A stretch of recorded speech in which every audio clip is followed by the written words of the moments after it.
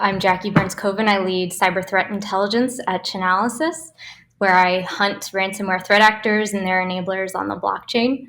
And I recognize this is a bit of a nuance to cyber threat intelligence and fighting back against ransomware. I would say that most everyone I work with, be that from law enforcement or private sector, never expected cryptocurrency to be a part of their job or their job description. And I can say even fewer have expected ransomware to become as prominent in their day-to-day as it is. And that's whether you're involved in cybersecurity or whether you're a regular business. We now know that ransomware has become one of the top boardroom discussion topics, the potential for an attack and what plans are in place for remediation.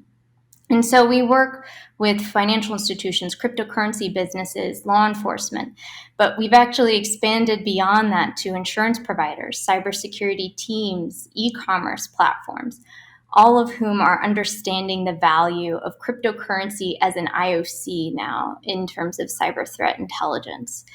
And what I hope to walk you through today is understanding how, yes, understandably, ransomware is being paid in cryptocurrency, but there are also ways we can use a cryptocurrency address against these perpetrators to identify and disrupt their payment structures, as well as impose cost on those who are entering into the ransomware ecosystem.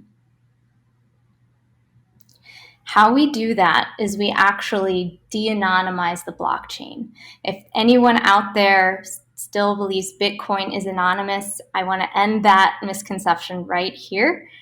So what we do is we take cryptocurrency addresses like we see on the left-hand side, alphanumeric strings, and we map those to real-world entities. So the blockchain, you may have heard, is a public ledger. So we can see these blocks and these transactions as they're being made, but you don't know the parties involved in the transaction. And what we do through analysis and through partnerships and proprietary heuristics is we're actually able to identify the transaction you see in front of you in between two parties. A merchant service provider called Coinify is actually sending Bitcoin to a cryptocurrency exchange called Bitstamp. And we do this at scale, so we have tens of millions of addresses that we are tagging in real time across hundreds of blockchains in cryptocurrency. And so what you'll actually be able to do, in addition to seeing Coinify and Bitstamp, we're actually able to group addresses together and identify wallets belonging to specific threat actors, specific darknet markets, and fraud shops where you might buy compromised RDP access to launch an attack. The ransomware wallet belonging to a perpetrator who's receiving ransom payments, a specific threat actor's wallet who might be buying and selling stolen creds or credit card information on the dark web. Even things like infrastructure, which can be on the clear or dark net, bulletproof hosting, C2 domains, VPN, VPS services. We can start to understand those wallets and monitor them over time as they make new transactions. And these can lead to the identification and disruption of the threat actors behind these wallets. So these are a couple examples that we can publicly talk about of how blockchain forensics has brought the takedown of certain criminal actors. Back 2016, with the investigation of BTCE, a popular cryptocurrency exchange used to launder the proceeds of a whole host of criminal activities, including ransomware, up to 2020, where we were used to identify wallets belonging to an APT, the Lazarus Group, or North Korean hackers that were hacking cryptocurrency exchanges to bypass sanctions. And we'll discuss in more detail the January 2021 takedown of NetWalker ransomware and arrest of an affiliate. And more recently, we've seen actually the designation of cryptocurrency exchange prominently used for money laundering of ransomware proceeds. So if this isn't enough to convince you that cryptocurrency is a powerful IOC, just look at threat actors today and how many ransom notes we see that actually post the cryptocurrency address in the ransom note. It is starkly dropped off because threat actors are now understanding that blockchain is not anonymous, Bitcoin is not anonymous, and that it can actually be used against them in these types of investigations. Now, specifically to ransomware, we called 2020 the year of ransomware because we saw an increase in ransomware revenue of almost 400%. It's creeping up to nearly 500 million in overall ransomware proceeds. And we know this is a lower bound estimate. There's chronic underreporting with ransomware, but our data set is crowdsourced in effect from law enforcement, private sector, and our own internal analysts so that we can provide our users with an augmented picture of the scope of the ransomware problem. Now, 2021, still open in terms of what the final result will be, but at the midpoint of this year, we were outpacing last year in terms of ransomware proceeds. We're also seeing the average ransom payment demanded is on the rise as well. And what's fueling some of this is the professionalization of the criminal underground. Those requisite tools and services needed to launch a ransomware campaign are all up for sale. Not only can you buy specific components, now you can buy ransomware out of the box. So you need not be a skilled hacker necessarily to be able to launch a ransomware campaign and extort a victim for profit. Another way of laying this out in terms most will understand is the cyber kill chain. We can actually map each step of the kill chain to a transaction made in cryptocurrency, where you can buy the necessary components, everything from C2 domains, remote access Trojans, info stealers, all the way to actually deployment of the actual ransom payment. So each step of the kill chain can actually be propelled through the purchase of tools and services in cryptocurrency. And what that allows us to do is we can actually see an attack in preparation at the point of sale. You'd much rather, I imagine, be alerted to a potential attack at that point of sale rather than the point of attack. And this allows us to understand how specific threat actors are operating, changes in TTPs, before an attack or before that blog post or news article that alerts everyone else. So we can see here an article about GanCrab implementing Vidar Stealer and the Fallout exploit kit. And in fact, we can actually see those purchases on the blockchain before the attack was even implemented. So following these threat actor shopping carts has also led to interesting discoveries in terms of the center of gravity of the ransomware supply chain. So bulletproof hosting, a definite requisite component of a ransomware campaign. We can see 4 distinct ransomwares leveraging this same bulletproof hosting provider. Doesn't mean they're connected, doesn't mean they're necessarily operated by any of the same individuals, but there are certainly connections that we can make from this as well. We can sometimes see the same TTPs in terms of a threat actor shopping cart mean that they were behind multiple variants or multiple attacks. We also see malware as a service and exploit kits as another center of gravity. When you can imagine disruption of such entities and individuals could have vast ripple effects across the ransomware ecosystem. We see Doppelpaymer, Deja Vu, Philadelphia, all using the same malware as a service. So these centers of gravity, these TTPs, are merging in the financials. Now, we can also see initial access brokers have become a real prominent role in the criminal underground.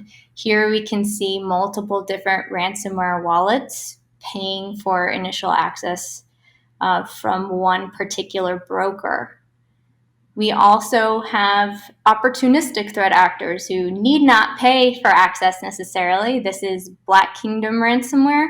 They are not very sophisticated, but they actually were able to kind of walk right in to that highly publicized vulnerability in the Microsoft Exchange. But we're also seeing kind of a third option. We're seeing threat actors advertise in the criminal underground, offering to buy access from insiders. And so that, you could imagine, would be a payment involving cryptocurrency and something we could track and identify both parties. But it is still, a frightening prospect, to be sure. Now, we can also track specific affiliates. So I think, yes, it is absolutely important that we're watching specific ransomware variants and tracking their activity. But at the end of the day, these are not monolithic. They're underpinned by specific threat actors, and affiliates are actually doing the lion's share of the work. They're often finding that initial access themselves or purchasing it from an access broker, and they're ultimately the ones deploying the ransom. And so they're receiving the majority of the profits. It differs between different ransomware variants, anything 70 to 90% most likely. But you can see they are a coveted service in the underground, and we see different ransomwares catering their services to these individuals, trying to recruit the best talent. And part of that recruitment process is proving you have a track record, proving you've actually deployed ransomware against big game targets. And so we can see here, we're actually looking at 3 affiliates that have played Goldilocks across a few different ransomwares. So it doesn't matter that we've taken down NetWalker or that DarkSide's decided to close shop. These affiliates can simply move on to a new strain or variant and keep on doing business as usual, which is why affiliates are an important center of gravity in this ransomware supply chain. So I'd be remiss if I didn't mention the prospect of mixers and Monero and how they've definitely become more of a fixture in the ransomware ecosystem. It's usually a case of monkey see, monkey do in ransomware. These are it's a competitive environment between these different ransomware strains. They're trying to recruit top talent and one up each other. And so you can see on the left-hand side, DarkSide 2.0, when it was still around, was advertising that it accepted Bitcoin and Monero, and also advertising the built-in mixing capability. So in the event that Bitcoin is accepted as payment, many threat actors believe that using a mixer is as good as using a privacy coin like Monero.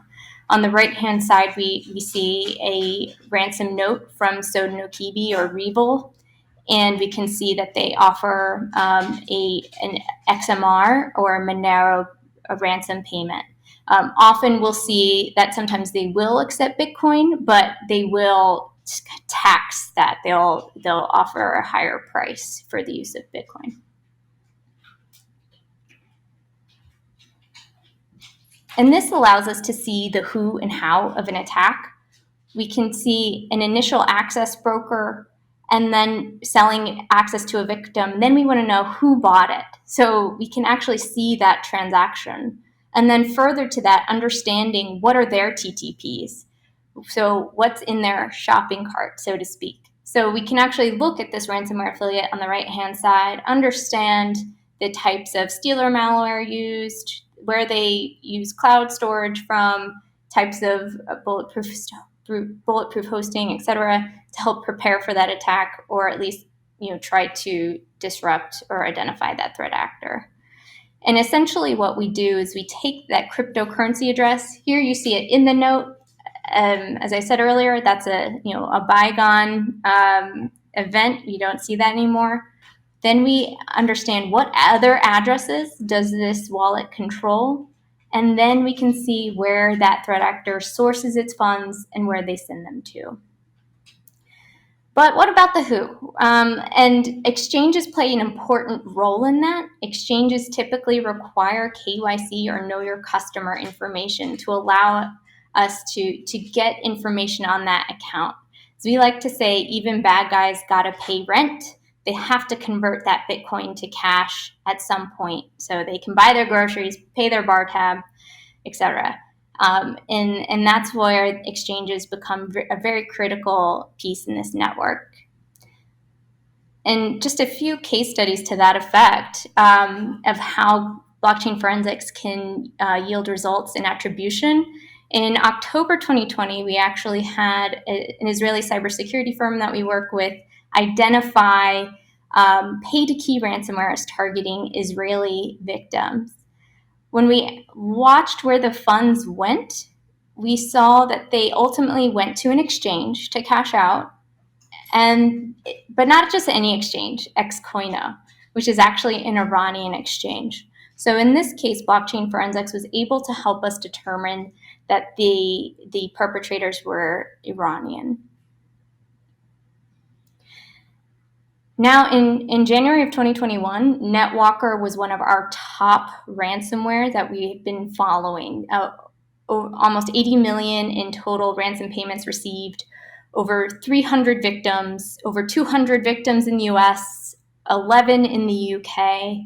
And this group didn't discriminate. They attacked hospitals, clinics, all amid a pandemic. Fast forward to January 2021, we are very proud to support DOJ's investigation into NetWalker, the takedown of its site, the arrest of an affiliate in Canada, and the seizure of almost $500,000 in cryptocurrency. And blockchain forensics helped identify this individual, but also it brought together all those components: law enforcement, exchanges, private sector, and can show it's a tangible example of imposing cost on these ransomware threat actors, of denying them the opportunity to cash out and using those addresses against them.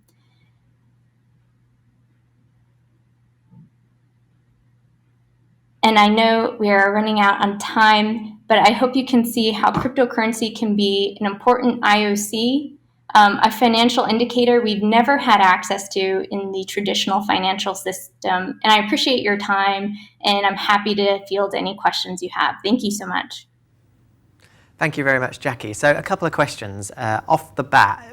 Obviously, this type of forensic is hugely detailed, and there's a lot of work that goes into this, and the process is very long. But in terms of the overall sort of like translating that into the efforts and investigations of law enforcement, how do you sort of like explain some of these really technical concepts to some of them who may not be as experienced, or obviously need to prove in law some of the things that the forensic shows us? Great question. And education is the biggest hurdle right now, not just for public sector, but for private sector as well. I will tell you, it doesn't take long, whether it's a law enforcement officer or a compliance officer at a financial institution, to come to the realization that, wow, this is so much easier to track or investigate than the traditional financial system, because there are all those walls between different institutions. And without filing a single subpoena, you can actually see the funds go from institution to institution, from wallet to wallet. And it is so much more clear and cut and dry because of the transparency of blockchain. Great, thanks. I'm just going to jump across to a couple of questions that are in the Q&A here. So we've obviously seen a lot of US politicians and things saying they will target a lot more ransomware. How can sort of government and organizations such as that help to deal with these sorts of attacks through the types of forensics that you're doing? Right. We're seeing some positive developments on the U.S. side. There's a national cryptocurrency targeting initiative now with DOJ to help enhance education and upskilling the ability of investigators across government to be able to investigate and use these pieces of intelligence. There's also initiatives, and I definitely point people to read the Ransomware Task Force report from mid-year this year, which outlines several recommendations, including encouraging victims to report ransomware incidents. That chronic underreporting does leave gaps in what we know about the scope and scale of these ransomware attacks. And I know there's several pieces of legislation now that would encourage victims and representatives of victims to report such instances and provide that intelligence that can help us better understand these networks. Great, thank you. And then a final question. With obviously the rise in ransomware and the accessibility for threat actors to use it, how do you see sort of ransomware's future sort of integration or relationship with cryptocurrency? Are criminals going to become a lot more aware that they can be tracked in this space via this? And is this still going to be a way that they operate in the future? Yeah, excellent question. It is always going to be a cat and mouse game. I think we will see ransomware evolve, but continuing to impose costs, I think it won't make these threat actors go away. It'll just make them go somewhere else. Just as we've seen a lot of the threat actors now engaged in ransomware came from business email compromise or ATM jackpotting. They're going to go somewhere else, even if it's not ransomware.